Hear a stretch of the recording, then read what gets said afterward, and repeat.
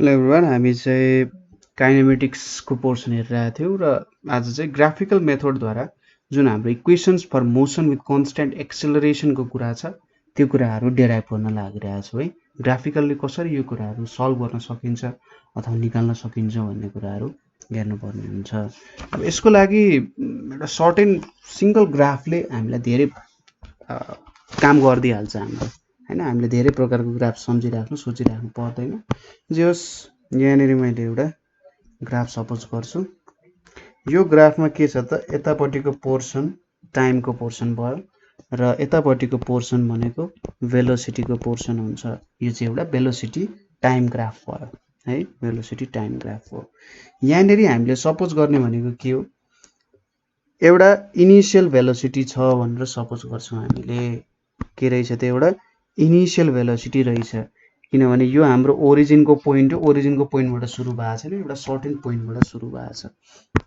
र uniform acceleration भनिसकेपछि यहाँनिर हामीले एउटा स्ट्रेट लाइन डेभलप गर्नुपर्ने भयो, होइन।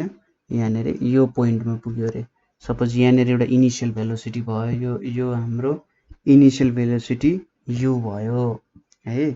त्यसपछि यसलाई मैले सपोज यतातिर प्रोजेक्ट गरिदिए। यो हाम्रो के भयो त, फाइनल भेलोसिटी v भयो। यति भ्यालु भनेको फाइनल भेलोसिटी v भयो। र यहाँनिरबाट मैले यतापट्टि ठ्याक्कै लगाउँदाखेरि यति भनेको हाम्रो के भयो, टाइम हुने भयो। यति चाहिँ टाइम अथवा टी लेखेँ मैले टाइम लेखिसकेको छ। यति भनेको उसले यदि भेलोसिटी युदेखि भीको लागि यति टाइम भयो जस्तो हो, होइन। अब यहाँनिर हामीले इक्वेसन्स अफ मोसन्सहरू चाहिँ निकाल्नु पर्ने हुन्छ। यो हाम्रो के छ त, यहाँ यु भनेको के हो, velocity at T is equals to 0, होइन। टी इज इक्वल्स टु 0 मै छ, किनभने यो पोइन्टमा भेलोसिटी हुनुको मतलब के हो त, यहाँनिर टाइम केही पनि लागेको छैन, यु एट यु भयो। र बी भनेको final velocity at T is equals to t, होइन। T is equals to t भनेको एउटा सर्टेन टाइम टी पछि चाहिँ यति भेलोसिटी रहेछ भन्ने कुराहरू भन्न सकिन्छ यहाँ। अब यो हाम्रो फाइनल भेलोसिटी भयो, यसलाई मैले ए भनेर नाम दिएँ। यो बी भयो, यो सी भयो र यो डी हुन गयो, एबिसिडी हुन गयो है। यति दिएपछि त सजिलो भयो। भनेपछि हाम्रो OA is equals to U हुन्छ, इज इक्वल्स टु सिडी, होइन। सिडी र ओएको भ्यालु सेम भयो। त्यसै गरी OD is equals to AC, OD is equals to AC is equals to T हुने भयो, ठिक छ। र हाम्रो बिडीको भ्यालु चाहिँ भी हुने भयो, टोटल बिडीको भ्यालु भी आउने भयो यहाँनिर। अब यहाँ हामीलाई के थाहा छ भने एक्सेलरेसन भनेको के हो त, भेलोसिटी बाई टाइम हो। भनेपछि यो भेलोसिटी टाइम ग्राफ हो। यसको जुन एबी लाइन छ हाम्रो, यो एबी लाइनको मैले स्लोप भेटेँ भने के हुन्छ त, यसले मलाई एक्सेलरेसन दिने रहेछ। यहाँनिर मैले के लेखिँदा हूँ, slope of AB. Slope of AB भनेको कति हुन्छ त, हाम्रो यहाँनिर स्लोप अफ एबी भनेको चाहिँ बिसी डिभाइडेड बाई एसी हुन जान्छ, BC divided by AC. BC भनिसकेपछि के भयो, बिडी माइनस सिडी हुने भयो। एसी भनिसकेपछि टी हुने भयो है। र बिडी भनेको के छ त, यहाँ बिडी भनेको भी छ, सिडी भनेको यु चाहिँ यहाँ टी भयो। स्लोप अफ एबीले त हामीले के दिन्छ, एक्सेलरेसन दिन्छ, होइन। के दिने रहेछ, एक्सेलरेसन दिन्छ। भनेपछि यहाँ अब at is equals to v minus u भयो, अथवा v is equals to u plus at आउन गयो, ठिक छ। यो हाम्रो पहिलो इक्वेसन भयो, यसरी हामीले भेट्यौँ। त्यसै गरी यहाँनिर अर्को कुरा के छ भने, सपोज डिस्प्लेसमेन्ट भनेको के हुन्छ त, डिस्प्लेसमेन्ट भनेको सपोज भेलोसिटी भनेको डिस्प्लेसमेन्ट बाई टाइम हो भने चाहिँ डिस्प्लेसमेन्ट भनेको भेलोसिटी इन्टु टाइम हुन्छ, होइन। भेलोसिटी इन्टु टाइमले डिस्प्लेसमेन्टको भ्यालुजहरू दिन्छ। अब भेलोसिटी इन्टु टाइम गर्नु भनेको यहाँनिर के हुन्छ त भन्दा, हाम्रो एउटा एरिया भेटे जस्तो हुन्छ हैन।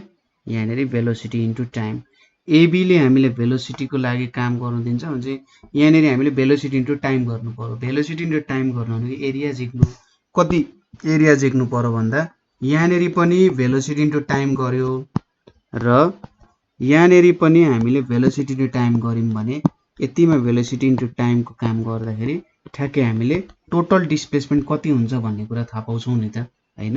हो त्यही भयो। यहाँनेरि एउटा त यति भयो, अर्को यहाँनेरि आयो भनेपछि हामीले डिस्प्लेसमेन्ट यस भनेको के हुन्छ, एरिया अफ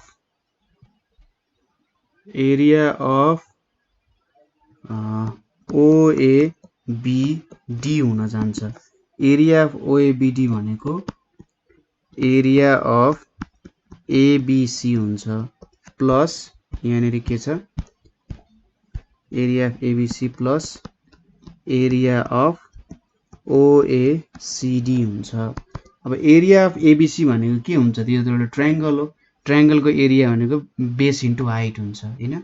भनेपछि 1/2 इन्टु बेस भनेको एसी हुन्छ, हाइट भनेको बीसी हुन्छ। त्यसैगरी एरिया अफ ओएसीडी भनेको के हुन्छ, यहाँ एउटा सपोज ओए हुने भयो, अर्को भनेको ओडी हुने भयो। 1/2 एसी को भनेको टाइम भयो, बीसी भनेको v माइनस यु भयो एउटा। त्यसैगरी यहाँ ओए भनेको यु भयो, ओडी भनेको यहाँनेरि के हुन्छ, टी हुन जान्छ है। यो कुराहरु आयो। अब एसी इन्टु बीसी हैन, एसी इन्टु बीसी यहाँनेरि अब यसरी पनि गर्न सक्यो। 1/2 एसी इन्टु बीसी भनेपछि जस्तै v माइनस यु भनेको यहाँनेरि हेर्नुस् है। अब v माइनस यु भनेको के लेख्न सकिन्छ, a इन्टु टी भनेर लेख्न सकिन्छ नि, यहाँ छ नि a इन्टु टी, त्यही कुरा सब्स्टिट्युट गरौँ। 1/2 into T into AT plus UT हुने भयो। भनेपछि UT plus half AT square is equals to displacement हुने भयो। हामीले अगाडि नै डिस्कसन गरिसकेका थियौँ कसरी डिस्प्लेसमेन्ट आउँछ होला, कसरी मिल्छ होला भन्ने कुराहरू हामीले अगाडि नै डिस्कसन गरिसकेका थियौँ है, के हुन्छ भनेर। र त्यो भिडियो पनि हेर्नु होला।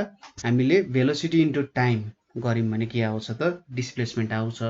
र यहाँनेरि यो दुईटा पोर्सन्सहरूलाई हामीले जोड्नु पर्ने हो। यदि यहाँनेरि यो पोर्सन नभएर यो लाइन पनि नभएको भए यति सबै एरिया हामीले भेट्नु पर्ने हुन्थ्यो हैन। यहाँनेरि यो सबै एरिया भेट्नु पर्ने हुन्थ्यो र यो एरिया पनि भेट्न सकिन्थ्यो। यो एउटा ट्रापेजियम हो, ट्रापेजियमको फर्मुला लाएर पनि हामीले काम गर्न चाहिँ सकिन्छ यसमा हैन।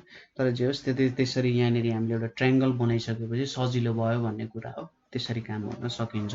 हामीले दोस्रो फर्मुला पनि यहाँ डेराइभ गर्यौं। अब बाँकी रह्यो एउटा फर्मुला बाँकी छ। यहाँनेरि त हामीले एउटा कुरा जस्तै ल यसरी लेखौँ है त, डिस्प्लेसमेन्ट भनेको के हुने रहेछ, एरिया अफ ओएबीडी हुने रहेछ। भनेपछि अघि मैले भने जस्तै ट्रापेजियमको एरिया के हुन्छ, 1/2 हुन्छ हैन। सपोज यो एउटा ट्रापेजियम भयो भने यसको प्यारलल साइड ओएबीसी छ भने यसको फर्मुला भनेको 1/2 ओए प्लस बीसी हुन्छ, ओए प्लस बीसी हुन्छ इन्टु त्यसपछि यहाँबाट एउटा परपेन्डिकुलर तान्छौँ हामी इन्टु सपोज यसलाई एक्स भन्यो भने ओएक्स हुन्छ, ठ्याक्कै परपेन्डिकुलर। यहाँ पनि त्यही कुरा हामीले लागू गर्छौँ। 1/2 इन्टु ओए प्लस बीडी इन्टु, अब यहाँनेरि परपेन्डिकुलर त के छ, ओडी सिधै परपेन्डिकुलर छ नि, हेर्नुहोस् त यो ओडी त परपेन्डिकुलर छ यहाँनेरि, त्यही भएर हामी सिधै ओडी लेख्छौँ हैन। यो एरिया अफ ट्रापेजियमको कुरा भयो। अब ओए लाई हामीले के लेख्न सक्छौँ, सीडी लेख्न सक्छौँ। 1/2 इन्टु सीडी लेख्न सक्छौँ र बीडी भनेको बीडी नै भइहाल्यो, ओडी लाई हामी ओडी नै लेख्छौँ। ल ठिक छ, यो डिस्प्लेसमेन्ट भयो। अब एक्सेलरेसन भनेको हामीलाई थाहा नै छ, एक्सेलरेसन इज इक्वल्स टु के हुन्छ, स्लोप अफ एबी हुन्छ। स्लोप अब a is equals to slope of AB भनेको के हुन्छ, यहाँ बीसी बाई एसी हुन्छ, बीसी डिभाइडेड बाई एसी हुन्छ। बीसी भनेको के लेख्न सक्नुहुन्छ, BD minus CD divided by AC भनेको ओडी लेख्न सकिन्छ। अब ओडी इज इक्वल्स टु के लेख्न सकिन्छ, यहाँ BD minus CD divided by A भनेर लेख्न सकिन्छ। यो 1 भयो, यो हाम्रो इक्वेसन 2 हुने भयो है। यो कुराहरु भयो। यहाँनेरि अब यसलाई यस लेखौं।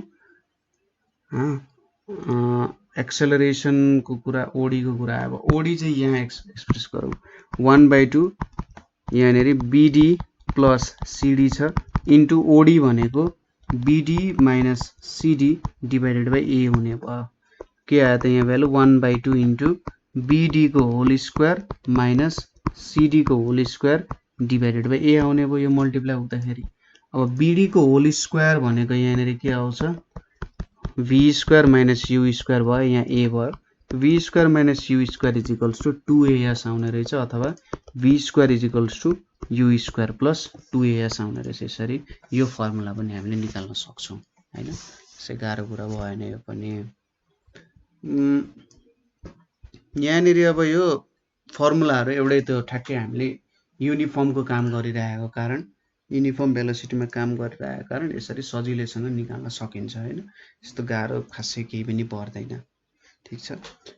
त्यसैगरी तपाईले यो अब युनिफर्म वाला त बुझ्नुभयो होला। जेहोस् तपाईले अब एक्जाममा सोध्यो भने ग्राफिकल मेथड सोध्यो भने ग्राफिकलबाटै गर्नु पर्यो हैन। सोधेन भने जेहोस् ग्राफिकल मेथड सजिलै जस्तो लाग्यो मलाई पनि, त्यो पनि तपाईले सजिलैसँग एप्लाई गर्न सकिहाल्नुहुन्छ हैन। अब यहाँनेरि अर्को छ हाम्रो सिम्पल कुरा, मोसन अन्डर ग्राभिटी के हुन्छ भन्ने कुरा हो। मोसन अन्डर ग्राभिटीको कुराहरु आउँछ। के हुन्छ त ग्राभिटीको अन्डरमा गर्दाखेरि यहाँनेरि एउटा V is equals to U plus GT हुन्छ। अर्को भनेको H is equals to UT plus half GT square हुन्छ। त्यसैगरी V square is equals to U square plus 2GH हुन्छ हैन। र HT is equals to U plus यहाँनेरि G/2 2T minus 1 हुन्छ। ठीक छ। यो चाहिँ कहाँबाट आयो त, यो इक्वेसनहरु कहाँबाट आयो भन्दा V is equals to U plus AT भयो हैन। V is equals to U plus AT, S is equals to UT plus half AT square भयो, V square is equals to U square plus 2AS भयो, र S is equals to U plus A/2 2T minus 1 हुन्छ हैन। यति कुराहरु भयो। यो यस भयो। यहाँनेरि अब हामीले गर्न सक्ने काम भनेको एउटा सिम्पल, हेर्नुस् त यो भनेको एउटा स्ट्रेट लाइनमा ट्राभल गर्दाको इक्वेसन हो। स्ट्रेट लाइनमा ट्राभल गर्दा कस्तो खालको इक्वेसन्सहरु आउँछ। यहाँनेरि हामीले जुन कुरा लेखेका छौं यो चाहिँ सपोज एउटा बललाई हामीले एउटा सर्टेन हाइटबाट तलबाट माथि झार्यौं। यसरी तलबाट माथि झार्दाखेरि के हुन्छ त यसलाई ग्राभिटीले तल तान्छ। सपोज यसको केही इनिशियल भेलोसिटी पनि हुन सक्छ। तपाईले केही भेलोसिटी दिएर तल फाल्नु भयो भने यसको सर्टेन एउटा इनिशियल भेलोसिटी पनि आउँछ हैन। त्यो ठीक कुरा भइहाल्यो। त्यसपछि यहाँनेरि अब हामीले सर्टेन हाइटबाट फालिरहेका हुन्छौं। जेनरली एक्सेलरेसन ड्यू टु ग्राभिटीको कुरा गर्दा एउटा सर्टेन हाइटबाट फालेको भन्ने कुराहरु आउँछ। र यो त हाम्रो nth सेकेन्डमा चाहिँ कति हाइटमा हुन्छ भन्ने जस्तो कुरा हो। हामीले अगाडि एउटा nth सेकेन्डमा यति भ्यालुमा चाहिँ हुन्छ भनेर निकालिसक्यौं। यहाँ चाहिँ nth सेकेन्डमा कति हाइटमा पुग्छ भन्ने कुरा हो। ठीक छ। सिम्पल फर्मुलाहरु छ। यसलाई तपाईहरुले अब कहिलेकाहीँ न्यूमेरिकलहरु सोधिरहेको हुन्छ, कसरी सल्भ गर्ने के गर्ने भन्ने कुराहरु सोधिरहेको हुन सक्छ। त्यो बेलामा युज गर्न सकिन्छ हैन। अब तपाईको अब एगेन्स्ट ग्राभिटी भयो भने, तपाईको मोसन एगेन्स्ट ग्राभिटी गयो भने तपाईले के गर्नु त सिधै V is equals to U minus GT। ठीक छ। यदि तपाईले बल चाहिँ तलबाट माथितिर फालिराख्नु भएको छ भने त्यो त ग्राभिटीको एगेन्स्ट काम गर्नु पर्यो तपाईले, किनभने अर्थले त त्यसलाई तलतिर तान्छ। यदि एस्केप भेलोसिटी भनेको अर्थको ग्राभिटीले पनि तान्न नसक्ने तपाईले भेलोसिटी लाउनु भयो भने त्यति भेलोसिटीले बल फाल्नु भने जस्तै कति हुन्छ भन्दा 11.2 किलोमिटर पर सेकेन्ड हुन्छ। त्यतिले बल फाल्नु भने पृथ्वीमा झर्दैन फेरि है। त त्यति भन्दा कम लाउनु भने त फेरि ब्याक टु अर्थ झरिहाल्छ। त्यो यसको लागि चाहिँ V is equals to U minus GT गरिन्छ, किन त्यति बेला डिसेलरेसन हुन्छ हैन। अर्को फर्मुला भने के हुन्छ H is equals to UT minus half GT square हुन्छ। V square is equals to U square minus 2GH हुन्छ। र ht is equals to u यहाँनिर चाहिँ डेराइभ नै गर्नु पर्ला है कस्तो खालको फर्ममा आउँछ होला त यो इक्वेसन nth सेकेन्डको भन्दा nth हाइटको होला भन्दा ht भयो हैन hn नै भनौं un minus 1/2 gn square minus un minus 1 minus 1/2 gn minus 1 को स्क्वायर यो भयो हैन अनि चाहिँ यसलाई सल्भ गर्नु पर्यो un minus 1/2 gn square minus un plus u plus 1/2 g n square minus 2n plus 1 भनेपछि un minus 1/2 gn square minus un plus u plus 1/2 gn square minus gn plus g भयो gn त cancel नहुने रहेछ यहाँनिर 1/2 gn square यो cancel भयो भनेपछि u plus g minus gn आउने रहेछ है u plus g minus